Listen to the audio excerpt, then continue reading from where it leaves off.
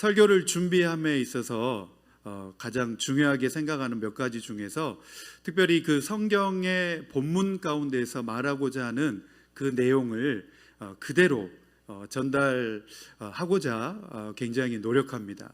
설교를 준비하면서 또 설교자가 생각하는 또 생각과 또 의견이 있을 수 있지만 본문이 무엇을 우리에게 말을 하려고 하는가에 주목하면서 본문이 말하고자 하는 그 내용 그대로 전달하는 것이 설교자의 의무이고 또 임무가 아닌가 생각하면서 항상 그 본문에 충실하려고 노력을 많이 합니다.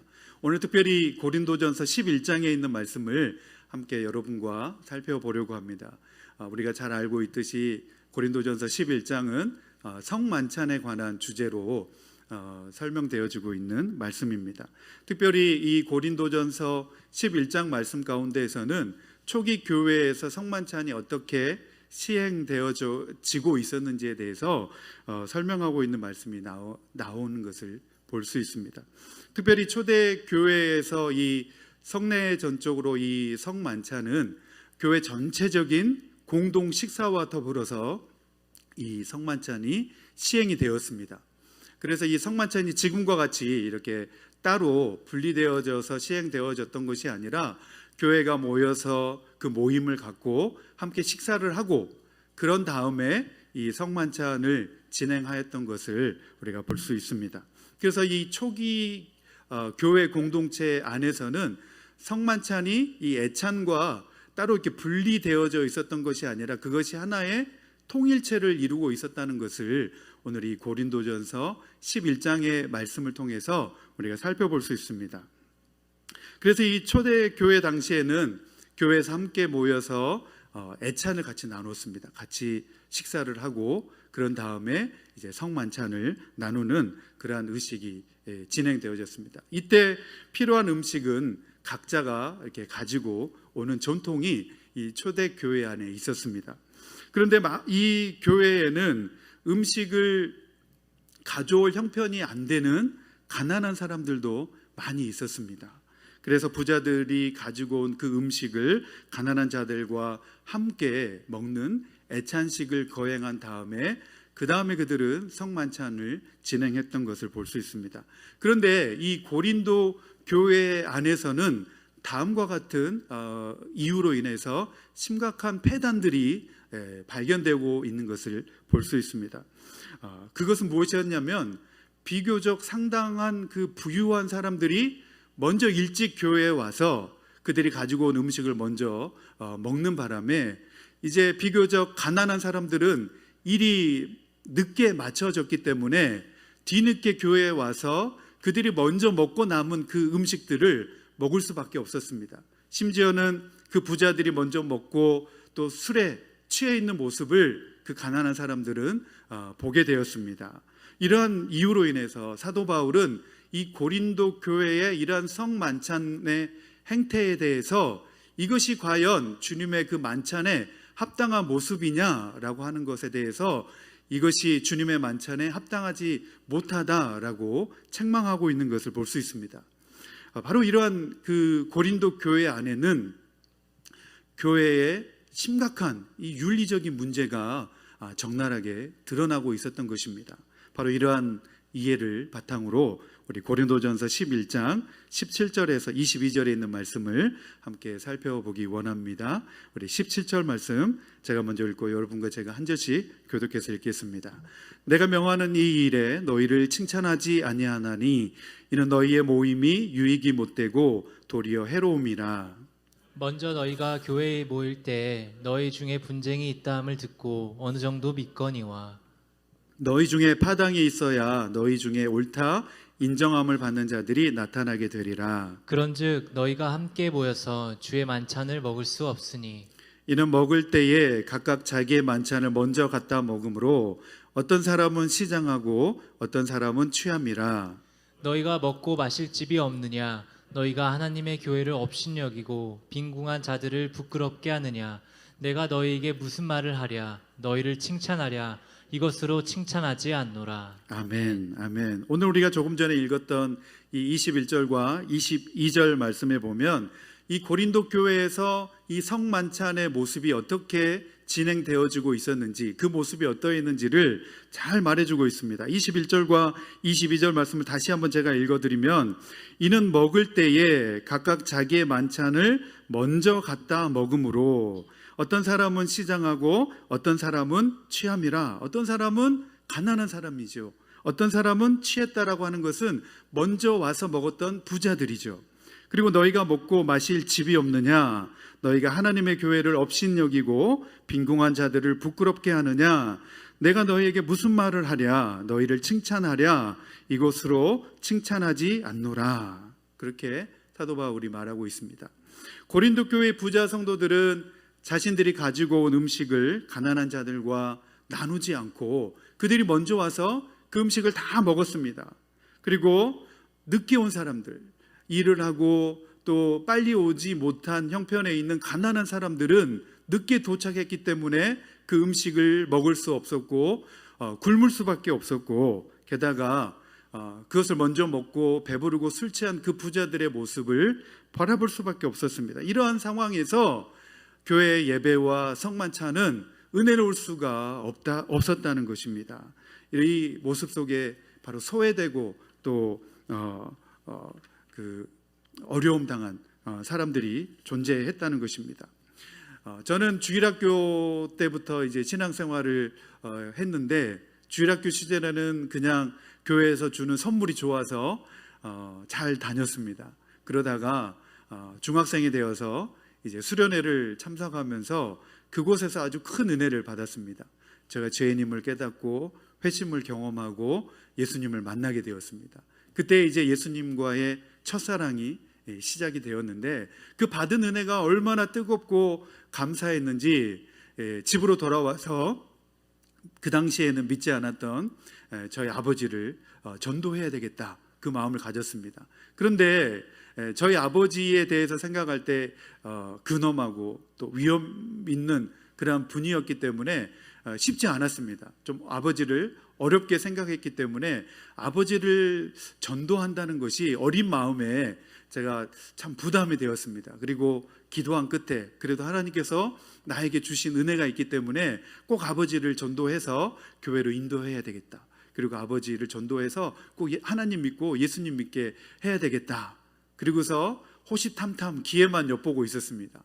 그런데 그 기회가 찾아왔습니다. 어느 날 아버지와 제가 단둘이 있게 되었습니다. 그리고 뭐 남자들끼리 아버지와 부자 사이에 그때 당시만 해도 뭐 자연스럽게 이렇게 편하게 대화할 수 있는 그런 분위기가 아니었습니다. 처음에는 약간 어색하기도 하고 좀 약간 침묵이 좀 흐르기도 하고, 그러다가 제가 말을 꺼냈습니다. 아빠는 왜 교회 안 다녀? 그렇게 이야기를 했습니다. 아빠도 교회 다니면 좋겠다고, 그래서 예수님 믿으면 너무 좋다고 아버지에게 어디서 나온 용기인지 모르겠는데 열심히 그냥 거풀 물면서 복음을 전했습니다. 그래서 아빠도 예수님 믿고 죽으면 우리가 다 지옥 가지 말고 천국 갔으면 좋겠다. 천국에서 우리 가족이 다 만나면 좋겠다. 우리는 예수님 믿고 천국 가는데 아빠는 예수님 믿지 않고 지옥에 가 계시면 천국에 있는 우리 마음이 얼마나 편하지 않겠냐.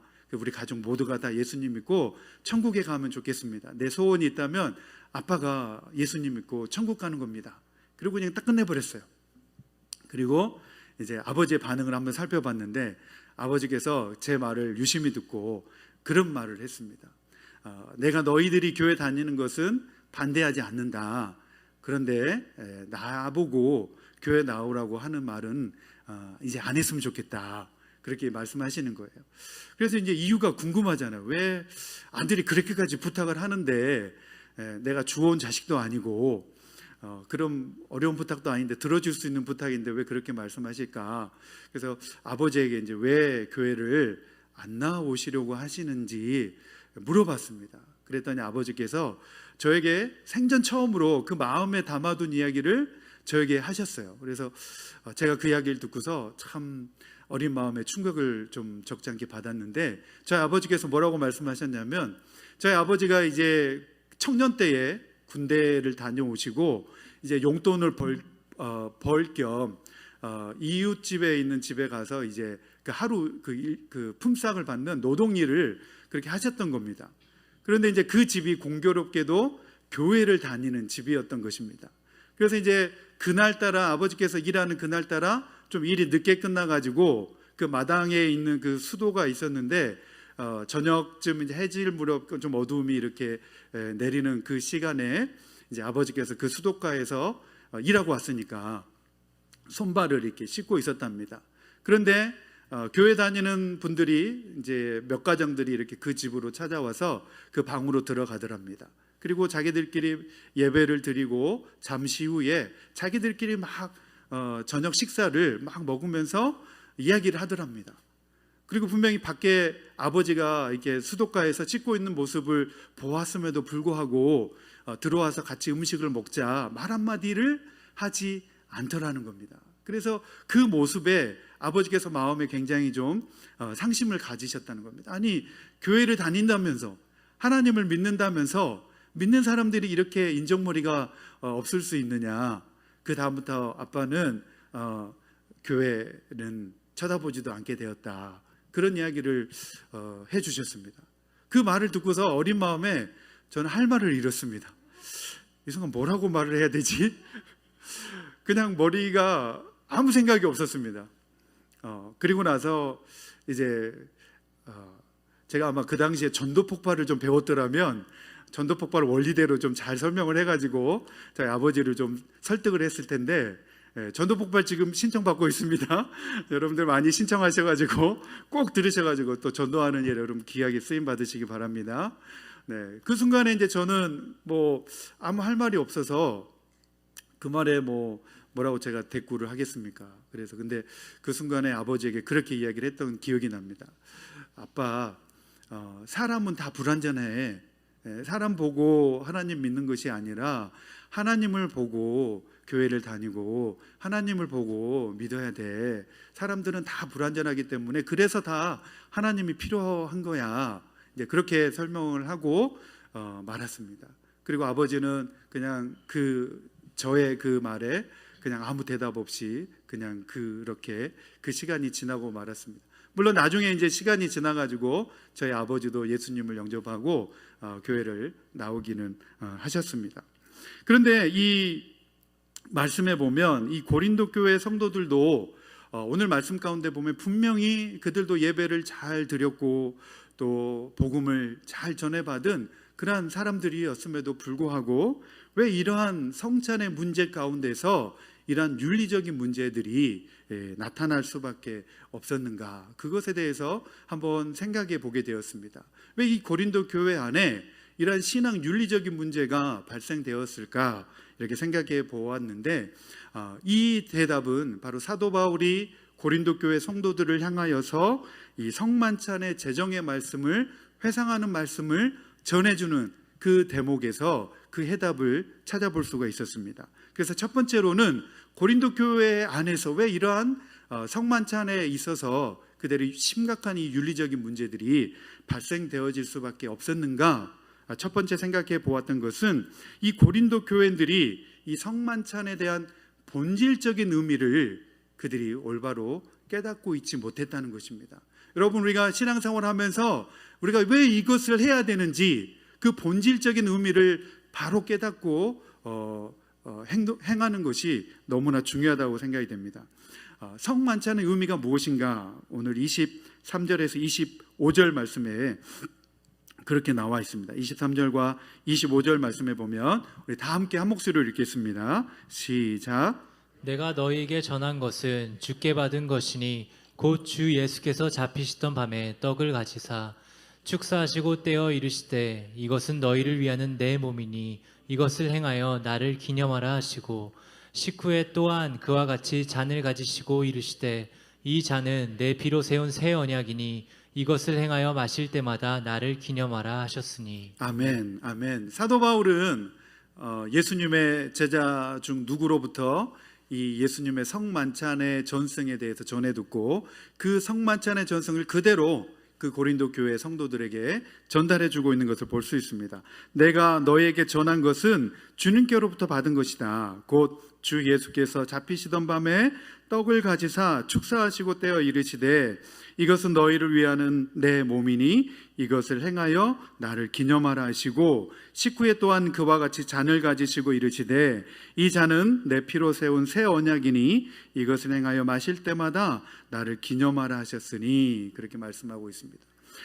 죽음에서 사람들을 위하여서 자기 몸을 내어주신 그리스도가 이 성만찬에서 분배되어지는 그 떡 가운데에 현재에 계신다, 임재에 계신다라는 것입니다. 그리고 포도주를 담은 이 잔은 무엇을 의미하냐면 바로 예수님의 피를 의미하기도 하지만 바로 하나님의 새 구원 질서 가운데서 우리가 받아들일 그 몫을 나누는 것이다 라고 말씀하고 있는 것입니다. 그래서 예수님께서 영광으로 다시 재림하실 때까지 바로 이 예수님의 죽으심을 기념하는 이 성만찬을 통하여서 바로 구원의 사건이 계속되어져서 이 성만찬 사건을 통하여서 선포하는 것이다 라고 말씀하고 있는 것입니다. 예수님의 그 죽으심이 갖는 의미가 무엇이냐? 바로 구원의 의미라는 것입니다. 우리가 대신 죽어야 함에도 불구하고 예수님께서 우리를 위하여서 대신 죽어주셨기 때문에 그 죽음으로 말미암아서 우리가 구원받게 되었다라고 하는 그 사실을 이 성만찬을 행하면서 끊임없이 선포하는 것이다라고 말씀하고 있습니다. 두 번째로는 바로 이 같은 신앙 공동체 안에서 가난한 사람들에 대한 사랑과 배려가 부족했다는 것입니다. 이 고린도 교회 안에 이러한 윤리적인 문제가 왜 발생할 수밖에 없었느냐? 그 같은 공동체 안에서 신앙생활을 하면서 자기들보다 못한 지체들, 또 가난한 그 지체들에 대한 사랑과 배려가 부족했다는 것입니다. 이것을 반대로 바꾸어 말하면 자기 만족과 유익을 구하는 그러한 공동체로 그들이 전락하고 말았다는 것입니다. 특별히 사도 바울은 합당하지 않게 성만찬의 구원의 선물을 막 먹고 마시는 그러한 사람들에 대해서 21절 말씀을 통해서 그들의 문제가 무엇인지를 지적하고 있는 것을 볼 수 있습니다. 21절 말씀에 보면 먹을 때에 사람마다 제각금 자기 저녁을 먼저 먹음으로 그랬습니다. 사람마다 제각금 자기 저녁을 먼저 먹음으로 어떤 사람은 배가 고프고 어떤 사람은 술에 취합니다. 그렇게 말씀하고 있습니다. 이러한 사람들을 가리켜서 사도 바울은 어떻게 정리하고 있냐면 사랑을 베풀지 않고 식사를 함으로 그 식사의 의미를 정반대로 왜곡시키는 사람들이다라고 사도 바울이 그렇게 정리하고 있습니다. 이렇게 함으로써 모독을 당하는 것이 무엇이냐면 바로 주님의 몸이다라고 말씀하고 있습니다. 주님의 몸을 상징하는 이 빵이 다름이 아니라 바로 예수님의 그 희생적인 그 헌신이 이 떡 속에, 이 빵 속에 현재하고 계시는데 그 빵을 더럽히고 있는 것이다 라고 사도 바울이 말하고 있습니다. 바로 이러한 헌신의 바탕으로 사도 바울이 비판하는 것은 그리스도의 몸으로서의 이 성만찬 예식에서 고린도 교회의 비행과 잘못이 지금 드러나고 있다는 것을 사도 바울이 지적하고 있는 것입니다.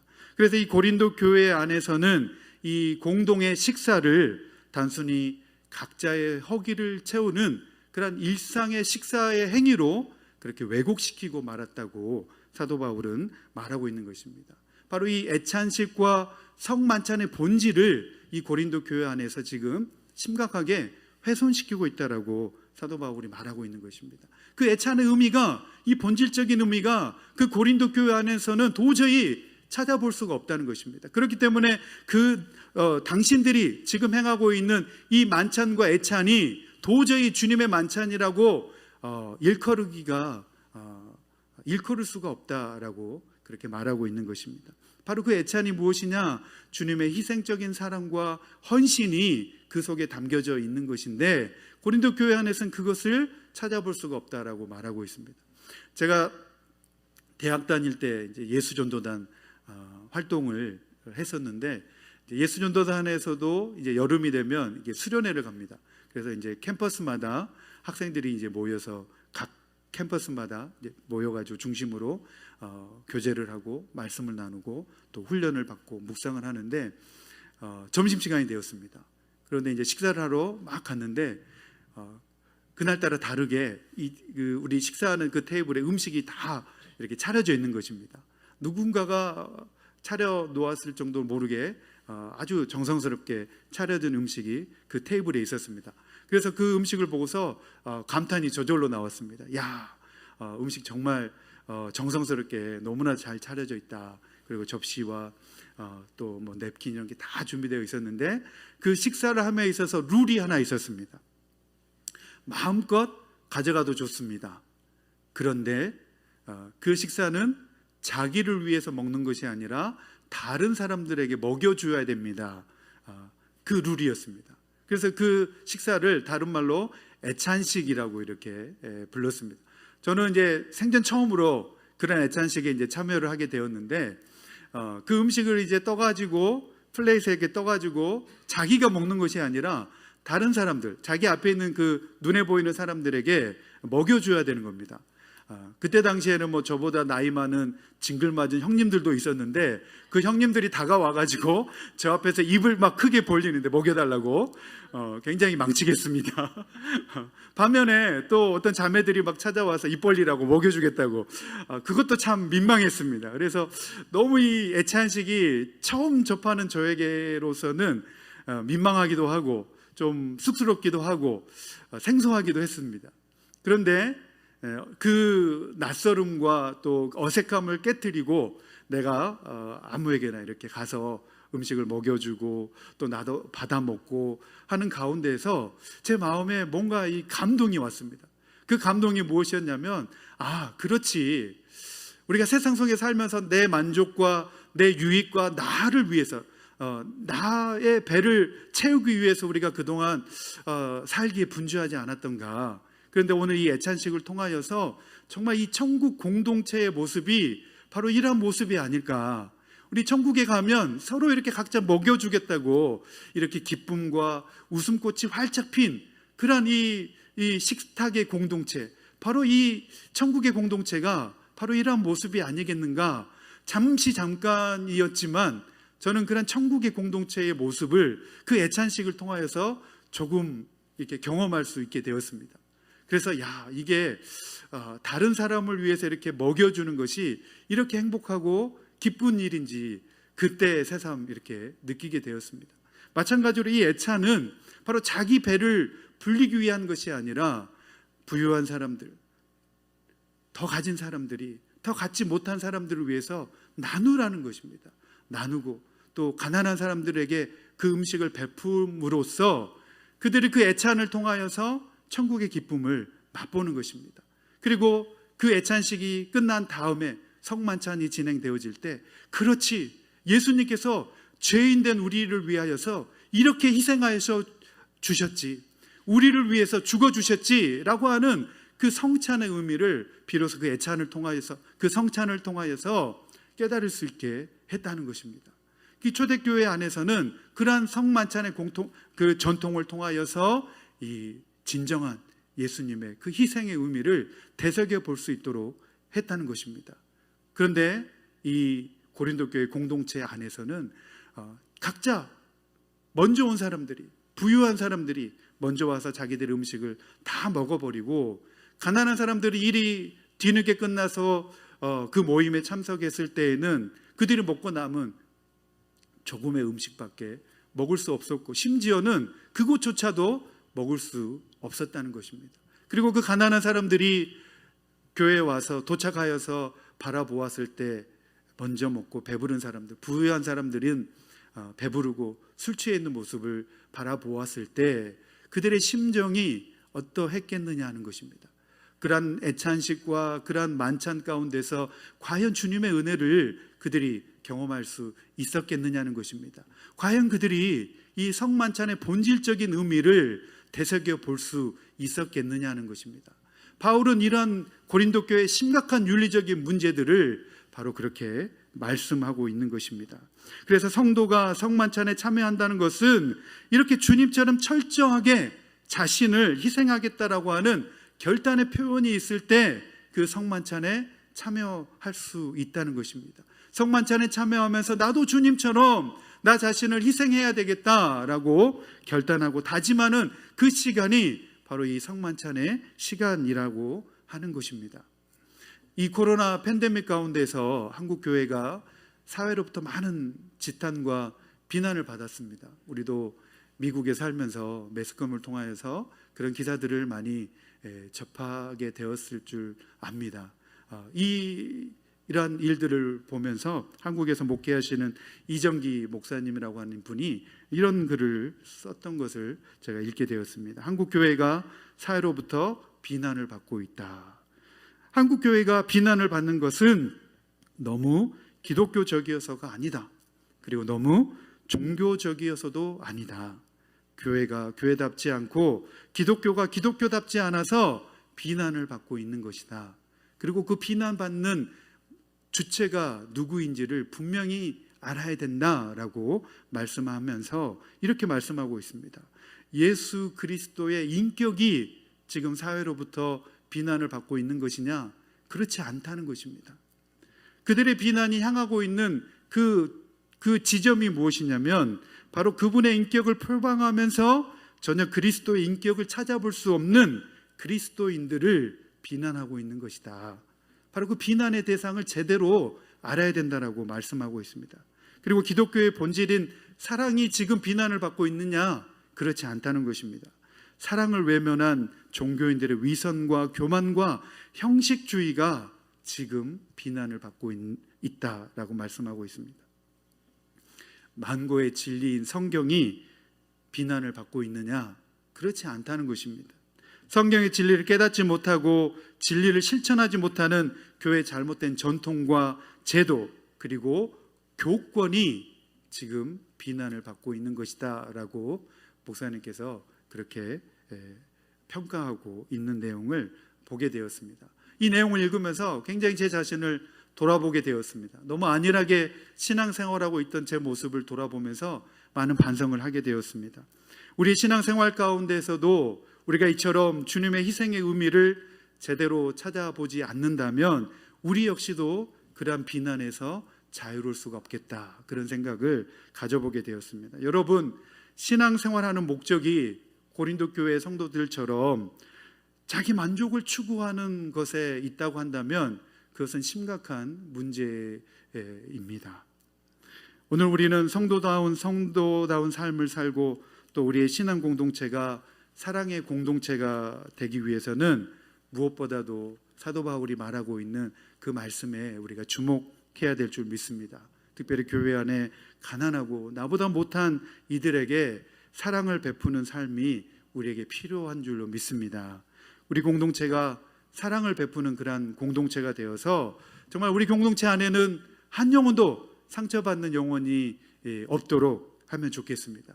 우리가 오히려 그들이 우리 교회 공동체 안에 찾아와서 우리의 사랑을 통하여서 그들이 변화를 받고 더욱더 은혜가 넘치는 바로 우리 주님의 영광교회가 되기를 소망합니다. 아멘. 오늘 우리 말씀을 생각하시면서 우리 같이 찬양하기 원합니다.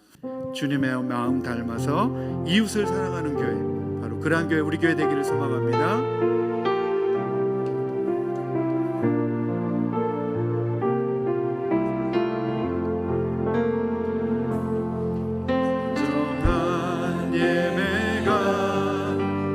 숨쉬는 교회, 주님이 주인 되시는 교회, 믿음의 기도가 쌓이는 교회,